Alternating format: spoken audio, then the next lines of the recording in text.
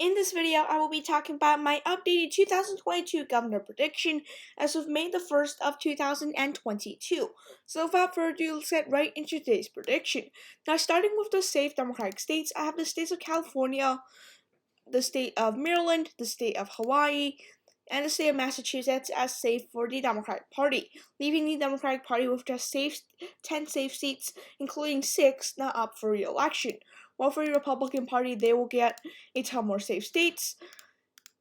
So wait for me to fill in the map. We do have Vermont and New Hampshire as safe for the Republican Party because while those states are very Democratic states, they did have their Republican governors win their elections by huge margins. So yeah, that's 18-10 in favor of the Republican Party.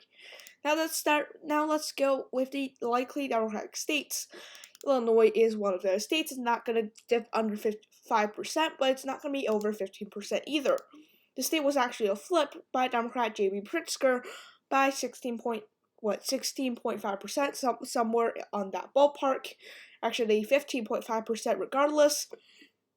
I think he's gonna do very decently well because it is Illinois, but given the national environment, it should be a little bit closer. Say with New York, the Democrat Andrew Cuomo had to resign due to some scandals.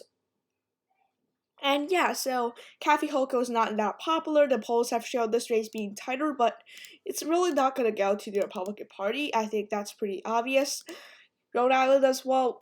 The Democrats there also won by 15.5%. I think that given the national environment, it could be a bit tighter there. They're in that race.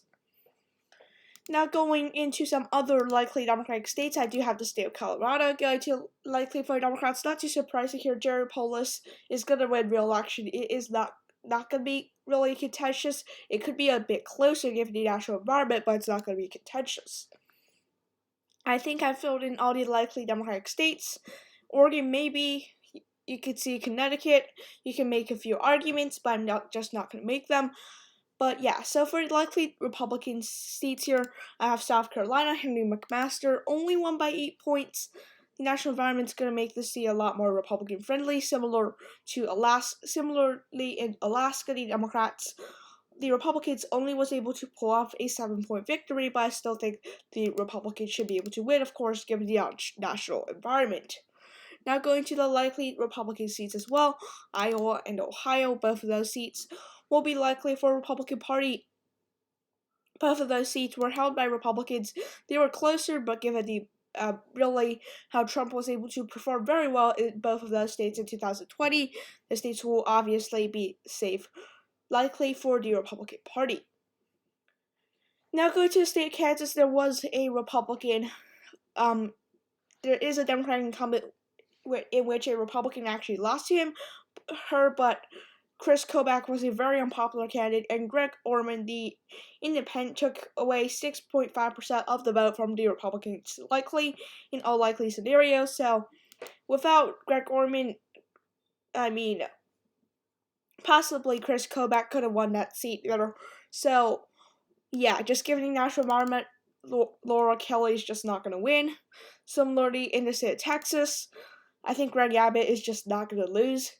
Although the state is trending Democratic, at least most of the state is trending more Democratic, it's just not enough for the national environment, so likely for the Republicans. Similarly, in the state of Florida, DeSantis only won by, 0.39 points, but given that he is now very popular across the state, and given the national environment, it is going to be a likely seat for Ron DeSantis. He will have no troubles winning in the state. So now we have the Republicans at 25 seats and the Democrats at 14 seats after we have filled in both the safe and likely seats for both parties. Now let's go to the lead Democratic seats. It shouldn't be too surprising that the Democrats will win Oregon. Kate Brown may not be super popular across the state, but Oregon is Oregon. Oregon will go blue, of course, as it voted for Biden by a safe margin. Similarly, in Connecticut, Ned Lamont is not the most popular governor, but he has rebounded more support since 2018, and just given that it is the state of Connecticut, I do expect the Democrats to win in the state. Now, I'm pretty sure that's the only lean states I have for the Democratic Party. Actually, New Mexico could be lean, I don't think so though. Going to the Republican leaning seats. Alright, so first of all, the state of Wisconsin, the Democrats are just not going to win the seat. Tony Evers only won by 1.1 points against Scott Walker, the Republican incumbent. I think that Evers could do decently, but the state is a very competitive state that, arguably speaking, leads a little bit towards the Republicans. And just given the national environment, he's not going to win. Looking at some other states here, the state of Georgia, this race could go to a runoff. It might not, though. I think that just given that the national environment's just not good for the Democrats, and really just that, Abrams is not going to have that appeal she had in 2018 for many voters.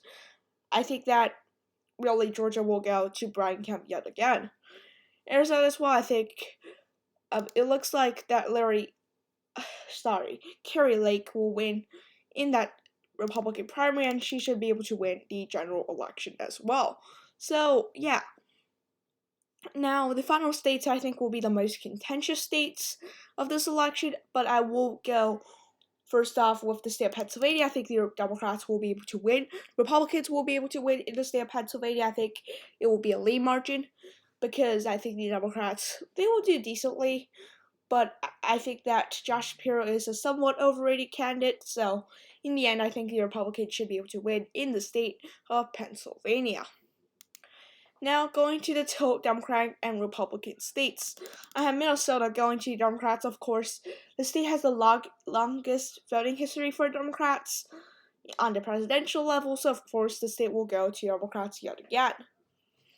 Going to the state of Michigan, I still have Gretchen Whitmer losing, though I could see her win. It's not too much of a deficit for her. After all, she won by 10 points last election, but yeah, I still have her losing, given her lockdowns and things like that. But I could definitely see her winning re-election. Now going to final 3 seats here. We're going to start with Nevada. That state, it's going to tilt Republican.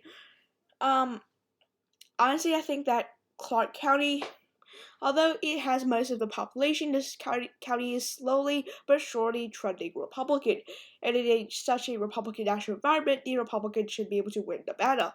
But they will not be able to win New Mexico because New Mexico is about 8 points more Republican than the state of Nevada. And even if the national environment does hold true, they're not going to win the state. And as well as that, the state of Maine, also a pretty blue state. I just don't think will flip. Paul LePage may be a good candidate in some ways, but he's not going to win against Janet Mills. So that basically ends this map here. 31 for Republicans, 19 for the Democratic Party. Thanks for watching today's video. If you enjoyed this prediction, be sure to like and subscribe to my YouTube channel. Check out more videos, which is going to appear on your screen right now, and hit that subscribe button. Thanks for watching. Have a nice day, and bye.